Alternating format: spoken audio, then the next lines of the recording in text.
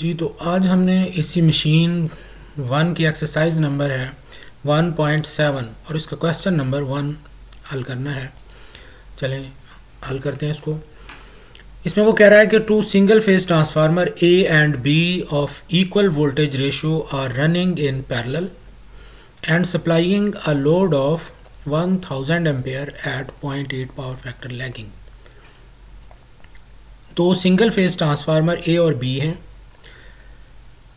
और इनकी voltage ratio बराबर है, वो मतवाजी में उनको जोड़ा गया है और जो वो लोड को सप्लाई फ्राहम कर रहे हैं वो है 1000 एम्पेयर 0.8 पावर फैक्टर पर लैगिंग पर।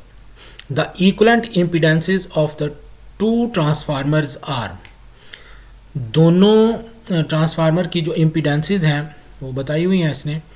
2 + J3 ये इम्पीडेंस ए की है और एंड 2.5 + J5 दूसरे ट्रांसफार्मर की इम्पीडेंस है, यानी ZB 2.5 + J5 ohm respectively. Calculate the current supplied by each transformer and the ratio of the kilowatt output of the two transformers.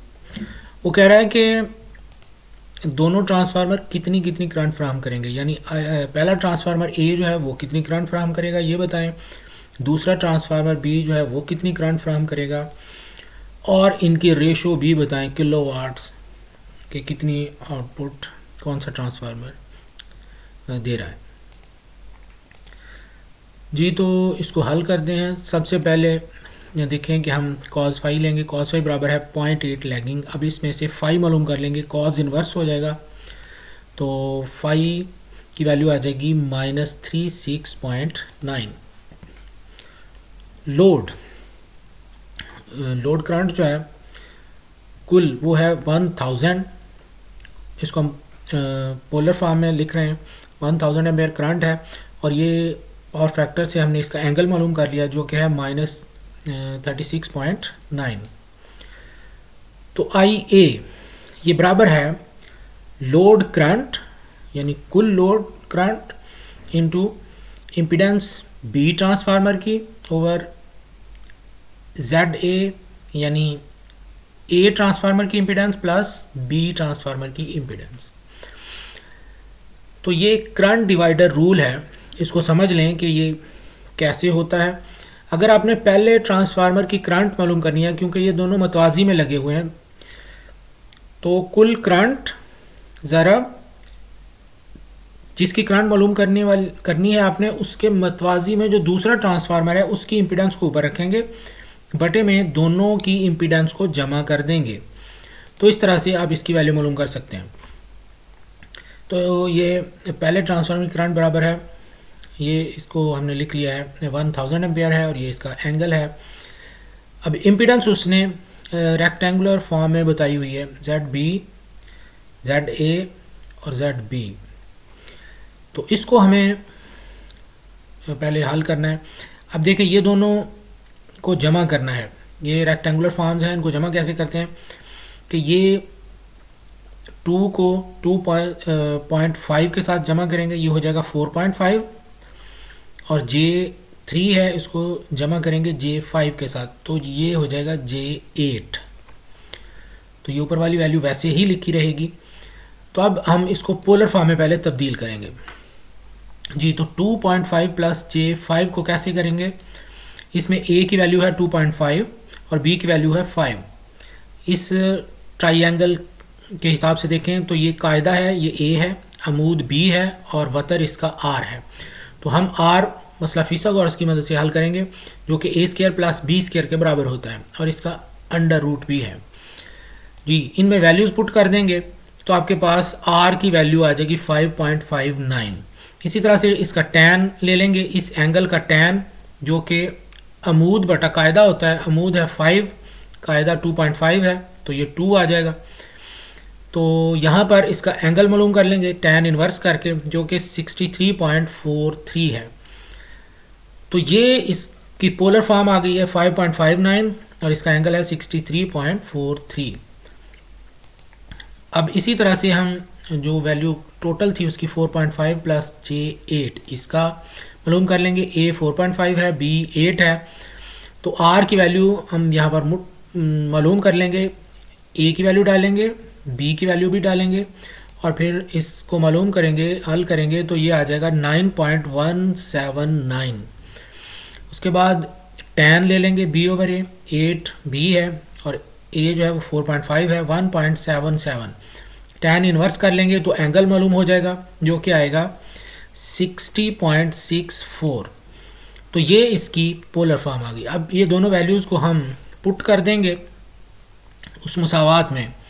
तो यहाँ पर देखें, ये इसकी भी हम पोलर फॉर्म मालूम कर चुके हैं और इसकी भी, इनमें वैल्यूज़ डाल देंगे। ये इनकी वैल्यूज़ हैं तो इनको हल करेंगे। अब देखें, ये जो पोलर फॉर्म होती है जब इसको तकसीम करते हैं तो ये r की वैल्यू r के साथ डिवाइड हो जाती है और इनका एंगल जो है ये माइनस होता है, यानी ये ऊपर वाली वैल्यू में से नीचे वाला एंगल की वैल्यू जो है इसको तफरीक करते हैं, माइनस करते हैं, तो वो आ जाएगा 2.79।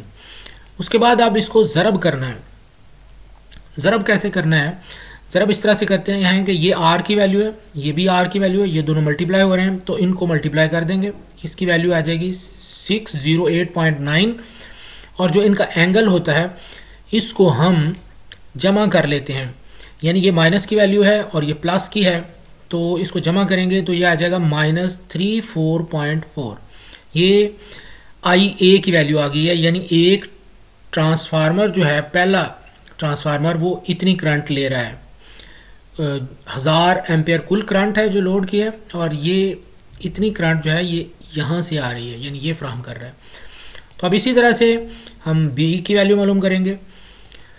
तो यहाँ पर देखें कि ये पहले मालूम कर लें, इसको चेंज कर लेते हैं 2 + J3। इसको हम तब्दील करेंगे पोलर फॉर्म में। A की वैल्यू 2 है, B 3 है, तो R की वैल्यू मालूम करेंगे, ये हो जाएगी यहाँ पर 3.6। अब इसका tan ले लेंगे इस ट्राइंगल के हिसाब से। B/A है, 3/2 1.5 आ गया, तो यहाँ पर फाई की वैल्यू 56.31 आ गई है। तो R की वैल्यू आई है 3.5 और एंगल है 56.31। तो यहाँ पर देखें, फिर करंट डिवाइडर रूल अप्लाई करेंगे।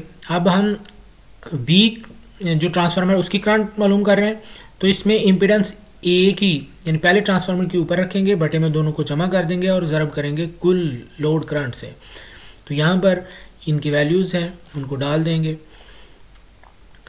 जी। तो ये हम पहले मालूम कर चुके हैं इसकी पोलर फॉर्म और इनको जमा किया, तो ये इससे पहले भी हम कर चुके हैं पिछले स्टेप में।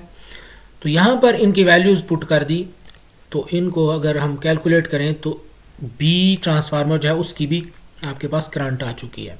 तो यह है 392.2, ये उसकी एम्पेयर में करंट है और ये एंगल है -41.2 जी। तो यहाँ पर ट्रांसफार्मर A जो है उसकी वैल्यू देखें करंट, और अब इसको हमने इसके किलोवाट्स में इसकी रेशो बतानी है जी। तो 220 जो है ये हम वोल्ट फ़र्ज़ कर लेंगे क्योंकि सिंगल फेज ट्रांसफार्मर है, और ये इसकी करंट है और cos फाई इसका कॉज ले लेंगे, ये एंगल दिया हुआ है इसका कॉज ले लेंगे, माइनस का मतलब होता है लैगिंग जी। तो ये पावर बन जाएगी 110.93 किलोवाट में।